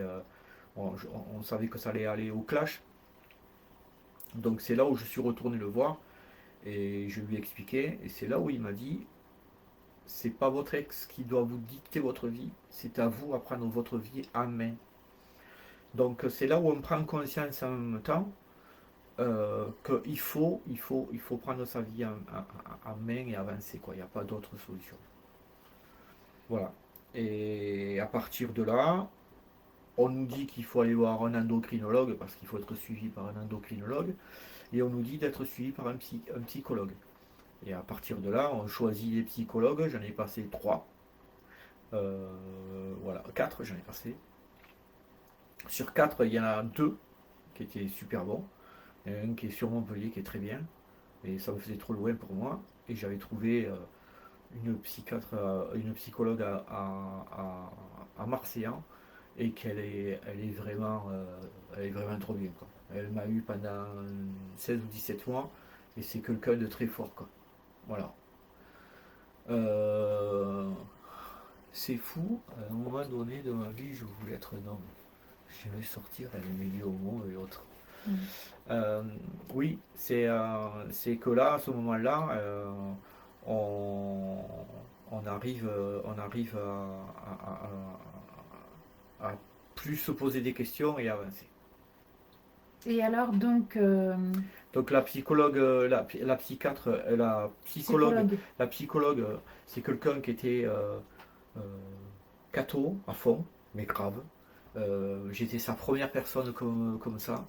Et du coup, on a eu un échange très fort. C'est une femme très très très très très géniale. Elle a pu tout décortiquer ma vie, m'ouvrir les esprits par rapport aux questions, par rapport aux actes dans ma vie, par rapport à plein de choses. Aujourd'hui, le plus s'est remis en place et ça m'a permis d'avancer encore beaucoup plus vite. En 2 ans, par rapport à d'autres filles, je crois que j'étais très vite. Oui. Voilà. Et j'étais très vite. Pourquoi? Parce que je me suis muni des personnes qu'il fallait autour de moi. C'est pas qu'elles m'ont convaincu, elles m'ont ouvert l'esprit. C'est deux choses différentes. Et tu avais peut-être aussi envie de te déposer. Ah, mais là, je voulais devenir, m'épanouir. Surtout, m'épanouir en tant que femme. Et aujourd'hui, je peux dire que je suis épanoui en tant que femme. Je ne suis pas épanoui en tant qu'homme. Mon fils, mon deuxième fils, il me disait, mais papa, t'as pas le même visage qu'avant. Avant, tu avais toujours les sourcils froncés. C'est vrai. Toujours, toujours. Et aujourd'hui, je les ai plus, ces sourcils froncés. On voyait mes traits d'expression ici, qu'aujourd'hui, on les voit plus. Bon, parce que j'étais un peu opéré, mais on les voit, on ne voit plus ce côté tendu que j'avais. Aujourd'hui, je suis détendu. J'étais choisir une voiture avec ma fille, voiture féminine. J'ai peur de rien, quoi. Je suis à fond avec tout ça, quoi. Et je m'éclate. Voilà. Je vis ma vie d'adolescente. On était à ta transformation quand tu disais que ça faisait... donc, tu as eu... Moi, ce que j'aimerais aussi, c'est que tu nous expliques, malgré maintenant, si tu peux en parler avec simplicité, mais par où réellement t'es passé quand même, parce que il y a quand même eu des changements. Eh ben, il y a eu... Là, ces dernières... Enfin, pendant ce 1 an et demi. Oui. Moi, la personne que j'ai connue il y a 2 ou 3 ans et maintenant, c'est... Quand je dis que tu es beaucoup plus féminine que moi, c'est qu'aujourd'hui, oui, quelque part, j'en suis même jalouse parce que tu arrives à t'affirmer, à dire des choses, à t'assumer que moi, en tant que femme complète, je me découvre en toi ce soir. Ben, en fait, aujourd'hui, Andrea, c'est vraiment la femme qui était enfouie à moi, quoi. Et... T'as piqué ma tasse? Non, c'est toi qui l'as mise là-bas. Ça y est, vous avez vu? Caractère de gonzesse de suite. Pas gentil. Méfie-toi si j'en ai une maintenant. Le truc, c'est que Andrea avait besoin, mais un besoin fort de sortir, quoi. C'était plus possible, quoi. Et aujourd'hui, je suis dans une fierté de montrer cette femme que je suis, mais je suis fier tous les jours. Je me prends une photo de partout, je le poste sur Facebook. Je m'en fous si des fois il y a du bordel derrière moi ou quoi, parce qu'à ce moment-là, je me trouve bien. Pas belle, je m'en fous de ça, mais je suis bien. Et j'ai envie de montrer aux gens que je suis bien, que je suis... il y a des moments où il y a des hauts et des bas, c'est normal, parce que dans ces moments-là, il y a toujours des moments de creux. Tout au début de ma transition, ici on est à Gabian, mais entre Rougeant et Béziers, quand je rentrais ou que je voulais manger chez des amis, la petite route de Pouzol, je la prenais à 150 km/h avec le pick-up parce que je voulais que tout s'arrête. Voilà, j'en avais marre de réfléchir, je voyais plus mes enfants, on me faisait culpabiliser que j'avais tout gâché, 20 ans de vie, ou les autres vies avant, et je voulais plus réfléchir, quoi. Et je me dis que heureusement, et je remercie le ciel qui m'est rien arrivé, parce qu'aujourd'hui, vous ne verriez pas la fille que je suis, quoi. Et même moi, aujourd'hui, je ne vivrais pas ce que je vis aujourd'hui, quoi. Et alors, ça aurait été un gâchis complet. Là, oui, j'aurais tout gâché, ouais. Parce qu'aujourd'hui, je peux prouver à mes enfants qui ne me parlent plus, ou ou à, ou à d'autres personnes que tout est possible, quoi. Il suffit de le vouloir, quoi, et d'y arriver. Se donner les moyens. Tes croyances? Mes croyances, je crois au ciel. J'ai toujours cru au ciel. Je fais beaucoup de yoga et de pilates, et quand je remercie toujours le ciel de m'avoir donné la force que j'ai aujourd'hui de pouvoir affronter tout ça. Voilà, ça n'a rien à voir avec Jésus ou qui que ce soit. C'est pas de la religion. Tu parlais de tes croyances. Voilà, oui, non, mais c'est parce que pour bien faire la différence, parce qu'on m'a posé la question dans la semaine, Ah, là-dessus sur ton blog. ah ouais. Ah ouais? Ouais. Comment être rassuré sur l'orientation sexuelle d'un compagnon transgenre? N'y a-t-il pas, Quand on devient une femme, une envie d'être un homme à un moment. quand on devient une femme, devenir un homme, moi, redevenir un homme? Andrea, Oui, comment être rassurée sur l'orientation sexuelle d'un compagnon transgenre? ouais. N'y a-t-il pas, quand on devient une femme, Mhm. une envie d'être un homme à un moment? Est-ce qu'à un moment donné, tu aimerais redevenir... Ah non, non, non, sans façon. Laissez-moi tranquille avec ça, non. Pas du tout, là. Parce que tu as mal vécu ta période d'homme. Mais si par exemple, tu étais resté avec ta femme et que ta femme aurait accepté... Alors par exemple, je suis ta femme. Bonjour, maman. Je suis ta femme. Ça fait 20 ans que nous sommes ensemble Ouais. et que, ben, oui, tu prends la démarche parce que tu sens que tu me piques mes freins, que si, que là, et qu'à un moment donné, tu veux faire la démarche. Euh,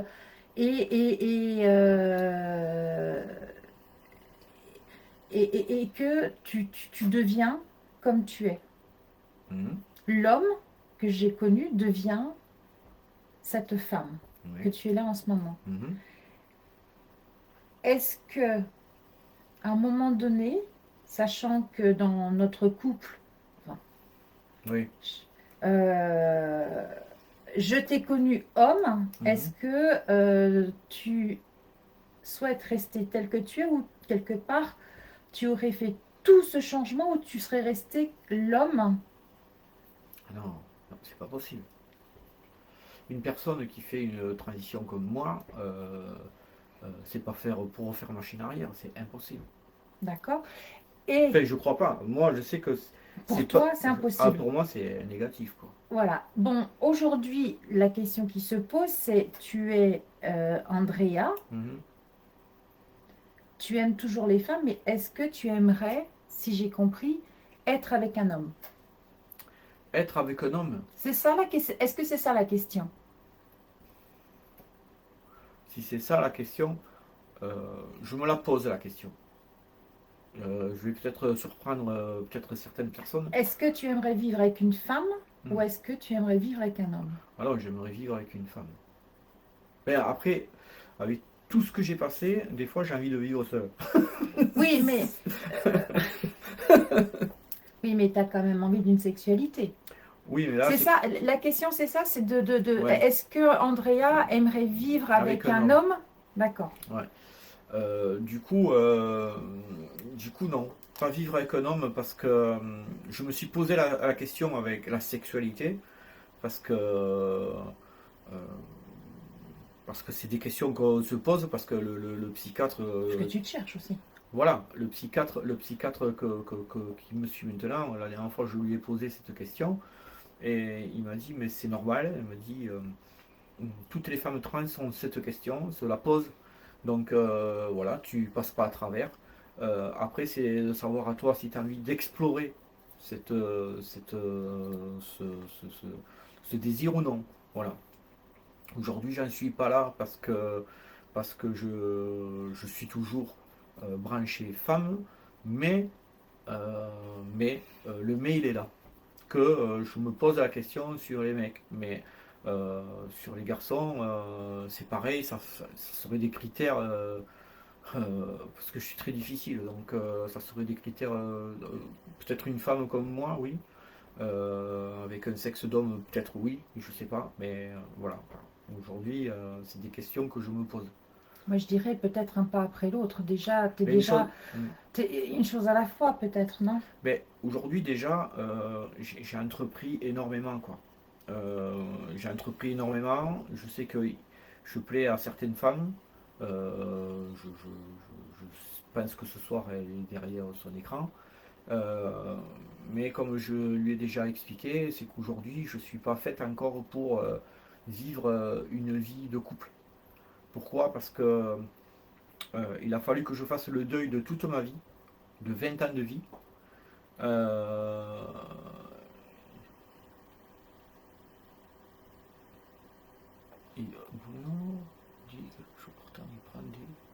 Rendez-vous des hommes, Ah, une autre, c'est un sale quoi. ah ouais. Après, ouais, c'est un peu, enfin, c'est un peu compliqué. Si lui, sa vie, la voit comme ça peut être compliqué pour la femme, oui. Là, Je sais c'est de plus. toi qu'on parle. Oui, je sais plus. Oui, ça m'a coupé. Qu'est-ce qu'on disait? Euh, que toi, là, actuellement, tu n'étais pas prête à Ah ça, oui, donc puisque tu faisais le deuil de ton voilà. passé. Il a fallu que je fasse le deuil de mon passé, 2 ans de vie, 20 ans de vie commune avec mon ex, mais aussi Celle d'avant. les 18 autres années passées avec mes 2 autres ex. Parce que, faut pas croire, après un divorce, on n'oublie pas. Non. On n'oublie pas tout ça, on n'oublie pas les moments, on n'oublie pas plein de choses, malgré tout ce qu'elles peuvent penser, les femmes, là-dessus. Enfin, moi, je parle pour moi, après, les autres, je sais pas. Mais pour moi, je sais que j'ai pas oublié beaucoup de choses. Et donc, tout ça, il faut le remettre à plat et pouvoir avancer. Et pour pouvoir avancer là-dedans, il faut que tout soit aplani avant ça. Si c'est pour vivre avec quelqu'un et parler chaque 5 minutes de ce qu'on a fait il y a 20 ans en arrière ou 6 ans ou je sais pas quoi, on n'avance pas. Donc pour ça, il faut que ça soit pas stoppé parce qu'on n'oubliera pas, ça va être mis dans un tiroir dans notre tête et ça nous sert aussi d'expérience parce que moi tout ce que j'ai vécu jusqu'à maintenant, je le prends aujourd'hui comme une expérience et un vécu et c'est ce qui a permis à Andrea de vivre aujourd'hui parce que sans ça, elle ne vivrait pas. Et voilà quoi. Donc du coup, je suis pas prête à vivre une vie avec une femme ou un homme ou peu importe. Même pas avec un chat ou un chien parce que voilà, je trouve qu'ils sont mieux dans leur milieu naturel. Mais je suis pas faite aujourd'hui pour ça. Rencontrer du monde, ce que je veux, oui. Avoir des relations sexuelles, ben oui. Ben, qui ne voudrait pas, ben oui. Mais avoir beaucoup de contacts, donner tout ce que je peux en amour aux gens, de tout ce que je peux leur apporter. Voilà. Être à Et, l'écoute de tes enfants. et voilà, surtout aujourd'hui, je veux être très proche de mes enfants, quoi. Parce qu'avec ce qu'ils ont subi, euh, pour ce qu'ils ont subi, c'est pas anodin, quoi. Et je veux leur montrer que malgré ce que je suis là, je suis C'est toujours là une pour eux. personne forte pour eux, je ferai tout, quoi. Il n'y a pas de souci. Voilà. La seule chose, c'est que si les mamans m'empêchent de faire ce que je peux faire pour eux, eh ben, il ne faut pas penser que thune. Il n'y a pas que ça dans la vie. Il y a l'amour, il y a plein de choses. Mm. Oui, et je pense que le message que tu as envie de passer, c'est que malgré cette coupure, malgré cette transformation, euh, tu es toujours là pour eux. Ah mais Parce que ce, complètement. ce sont tes tripes, Ah ton mais sang, complètement parce que mes enfants, je pense que ton parcours, même toi, ça doit te perturber. ça me perturbe pas. Oui, Non, la oui. seule chose que je peux dire aujourd'hui, c'est que je veux que mon parcours de femme trans Mm. puisse servir à mes enfants. Se dire, mon père, à un moment donné, il a eu les cacahuètes euh, de tout remettre à plat et de faire un virage à 180 degrés pour aller chercher une autre vie et montrer sa vraie vie. Et leur montrer qu'en même temps que je fais cette vie-là, je tiens la route. Je suis toujours en train d'aimer mes enfants, j'ai toujours un boulot, j'ai toujours des clients qui me soutiennent et qui ont confiance en moi, et que je continue à donner de l'amour, comme ce soir, à vous expliquer les choses. Et que Oui, ça, ce n'est pas parce que tu as eu un changement corporel, que tu non, es devenue au fond de toi la femme cachée en toi derrière ce corps d'homme, que tu ne seras plus à l'écoute de tes enfants et que tu as fait un trait sur ton ah non, passé non. et que, au contraire, C'est ce qu'il faudrait qu'il se mette à la tête, en fait, c'est que c'est une force que je leur donne. Et cette force elle peut leur servir, mais alors à 2000%, quoi. Autant que euh, mon ex, enfin, mon beau-fils, le fils de mon ex-femme, avait dit à son patron, grâce à mon beau-père, j'ai pu apprendre beaucoup de choses dans le métier parce que j'ai tout donné quoi. J'ai un garçon j'ai donné du travail, j'ai passé des super moments avec lui comme si c'était mon fils. Et donc, quand il m'a dit qu'il avait dit ça à son entretien, ça m'a touché au fond du cœur, quoi, parce que je me suis dit, au moins je lui ai servi à quelque chose. Et aujourd'hui, ma transidentité, j'aimerais qu'elle serve à mes enfants, mais qu'elle serve aussi à peut-être ceux qui nous regardent ou ceux qui nous écoutent, parce que, euh, parce que encore une fois, je dis tout est possible. Il faut y aller, il faut pas avoir peur, quoi. Est-ce qu'on pourrait dire le combat d'un corps d'homme avec les émotions d'une femme? Alors c'est vrai que j'étais toujours très émotive depuis toute petite, hein. J'avais cette sensibilité féminine où je disais souvent à ma mère, je disais maman, je me sens bizarre, ça me fait tout doux au visage. Et je sentais cette féminité qui était à l'intérieur, qui était là, qui avait envie de sortir. Mais ouais, j'étais un garçon, quoi. Et comment expliquer, comment donner ça? Et en fait, cette douceur féminine, je l'ai toujours eue. Mes ex, elles ont accouché d'enfants, ou même moi, si j'avais pu accoucher d'eux, je l'aurais fait. On m'aurait dit, tiens, va accoucher, sans problème. Euh, mes enfants, les quatre, je me suis levé la nuit pour leur filer les biberons, leur changer la couche, ou même mon père, très macho, il me disait, mais c'est pas à toi à faire ça. Je lui disais, mais c'est mon fils, donc je le fais. Donc, même jusqu'à ça, quoi. Apprendre à repasser, apprendre tout ce que pouvait faire une femme. Je voulais être à fond dedans, quoi. Et aujourd'hui, je suis, quoi. Euh, Est-ce que aujourd'hui, euh, tu es comme ceux qui osent, un précurseur pour les générations futures, ouvrir les consciences n'est permis qu'aux êtres forts? C'est vrai que tu fais partie aussi, on va dire, moi je pense, on dit que la nouvelle génération des enfants indigos évolue, mais je pense que toi, tu es dans une période où tu as un sacré exemple parce que tu fais ouvrir là des consciences. En fait, ce qu'il faut beaucoup, je parle pour les parents, euh, divorcés ou pas divorcés, être vraiment à l'écoute de leurs enfants, quoi. Euh, un garçon, c'est pas parce qu'il s'amuse avec une poupée qu'il va devenir homo ou qu'il va devenir trans. Une petite fille qui joue avec des camions, c'est pas parce qu'elle joue avec des camions qu'elle va devenir homo ou qu'elle va devenir un garçon. C'est des conneries tout ça. Ça, c'est des conneries d'éducation à la noix. Un enfant, on n'a pas à lui interdire. À l'époque, quand on était jeune, si on écrivait dans la main gauche, on l'attachait dans le dos pour écrire dans la main droite. Donc voilà, c'était des grosses conneries judéo-chrétiennes, parce que quelque part c'est ça. Il faut arrêter avec tout ça. Il faut écouter les enfants. Ne serait-ce que les signes. Après, Tu peux justement, quand tu parles de signes, est-ce que tu peux en citer quelques-uns? des signes, non, je ne peux pas citer des signes. Est-ce que tu aurais aimé, toi, petit, parce que tu avais certains signes que Oui. tu avais. Est-ce que tu aurais voulu que tes parents, si aujourd'hui, nous sommes en 2021, tu as des parents, était la petite, le petit garçon. Oh, pardon. Oui. Est-ce qu'il y avait des signes qui auraient pu. En fait, les signes, comme je te disais tout à l'heure, sur les camions ou les poupées, c'est pas forcément que tu as un signe comme ça que tu vas devenir homo ou quoi que Oui, ce soit. mais alors qu'est-ce qui pourrait. Par Mais- exemple, un enfant qui a envie de mettre une robe? Alors, en fait, le signe, c'est le parent, le signe.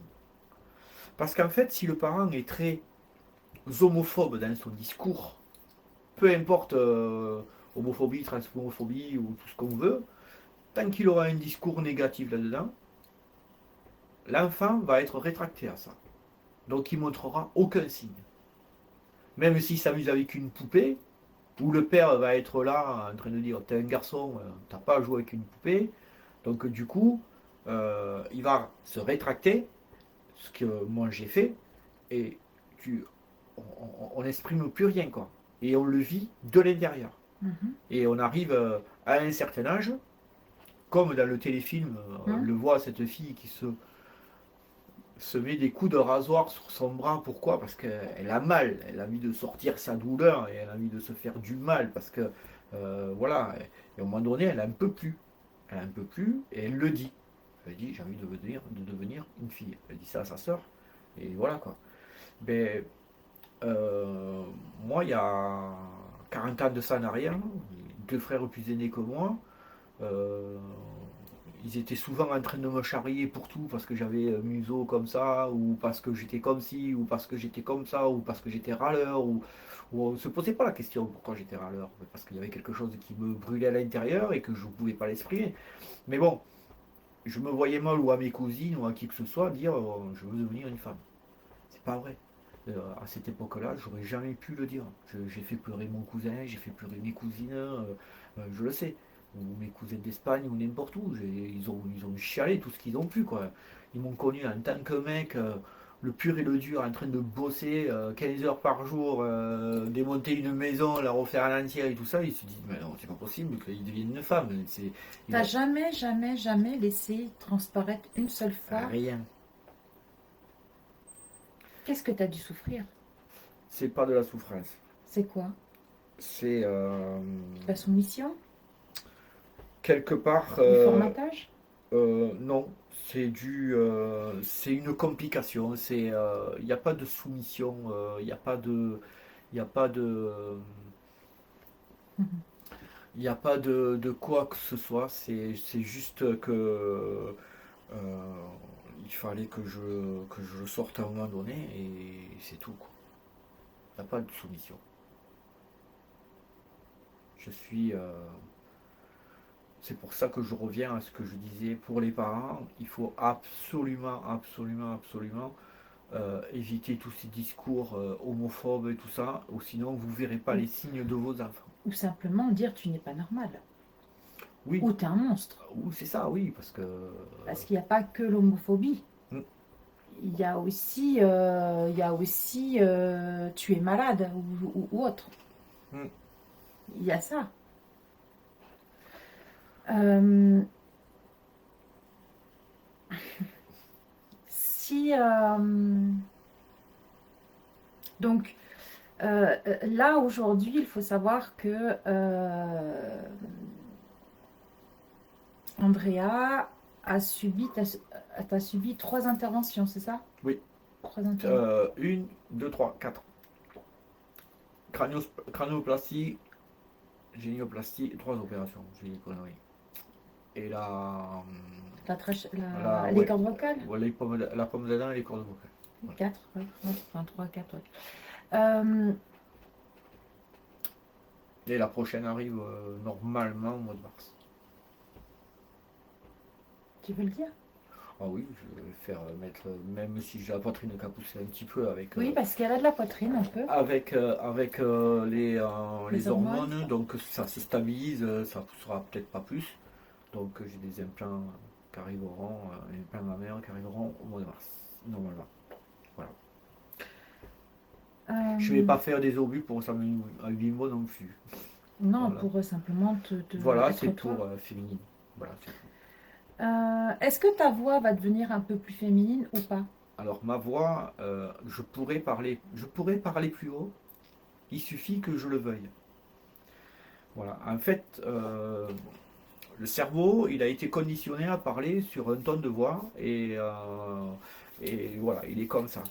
Alors, j'ai subi cette opération où ça l'a modifié quand même un petit peu. J'ai un ton au-dessus par rapport à ce que j'avais avant, mais je peux parler plus haut. Mais pour ça, il faudrait que je fasse une rééducation euh, de mon cerveau. Il faudrait que je le rééduque ou que moi-même je me force ou que j'aille voir euh, une phoniatre ou un truc comme ça pour que je puisse faire un travail là-dessus. J'en ai vu une phoniatre, je l'aime, j'attends, mais elle m'a dit j'ai tous les atouts. Il n'y a que moi, c'est un travail. de moi, de ma personne à faire.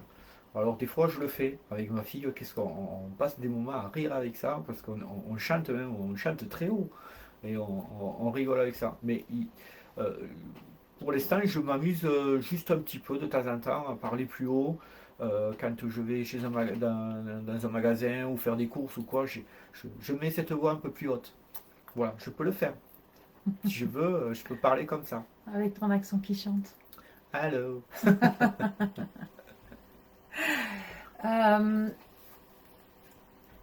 Là, tu te rends compte, ça fait quand même un moment qu'on parle.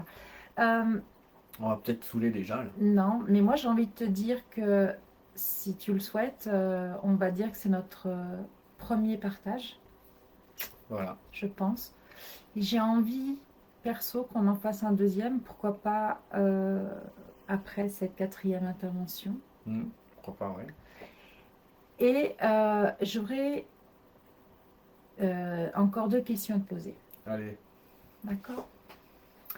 Ma chérie d'amour. Hmm. Si tu avais un conseil à donner à toutes les personnes qui nous regardent, toutes.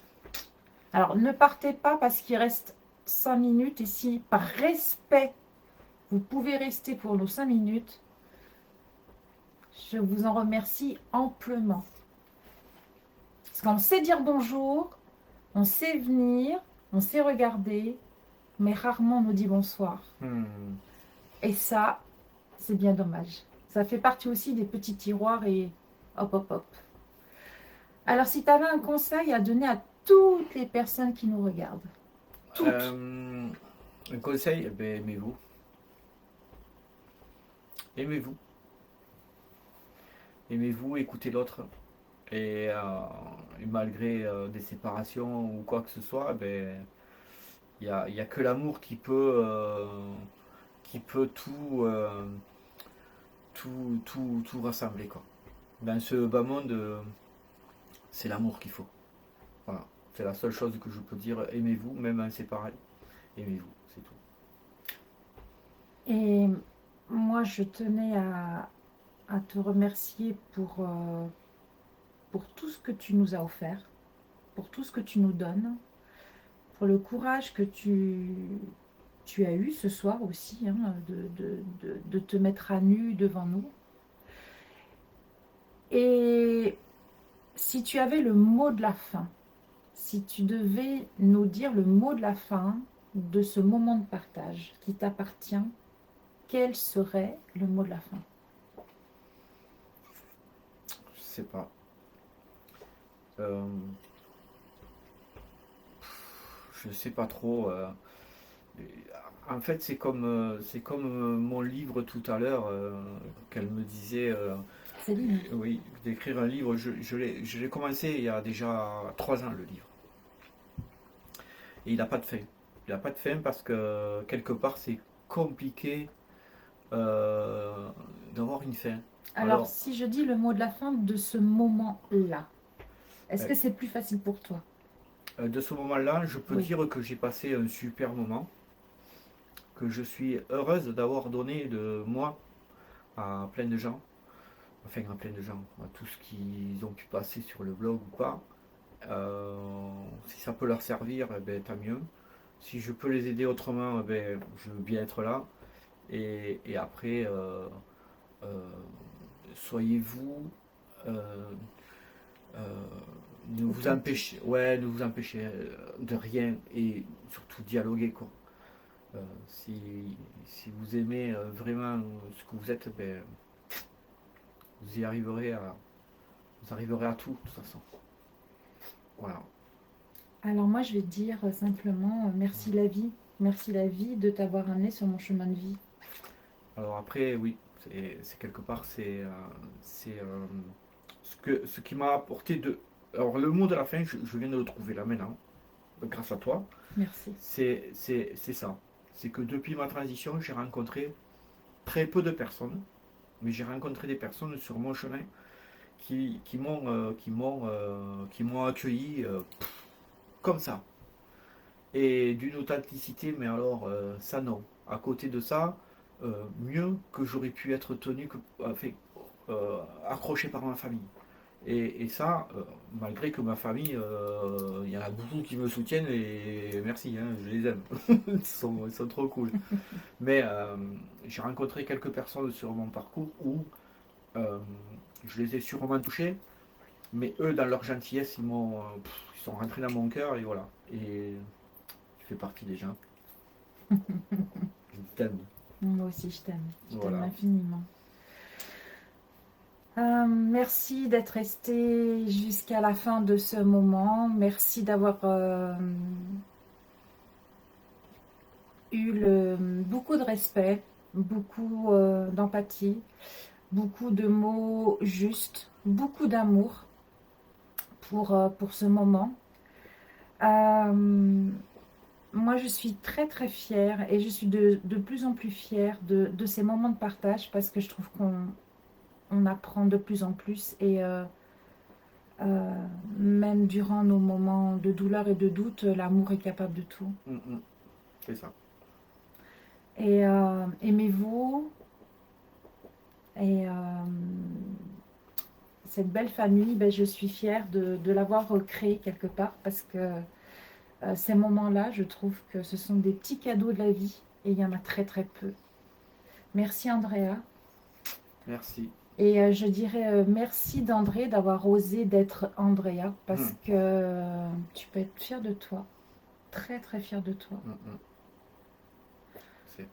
J'espère que ce courage et cette force, enfin, tu auras pu poser tes mots MAUX avec tes mots MOTS ce soir et que les gens que tu avais envie de toucher ou de simplement dire avec ton cœur tout l'amour que tu as au fond de toi, j'espère que ces gens-là ont pu entendre, peut-être te connaître, te reconnaître, sans jugement, avec beaucoup de respect et qu'aujourd'hui des bras vont s'ouvrir devant toi. C'est tout ce que je te souhaite.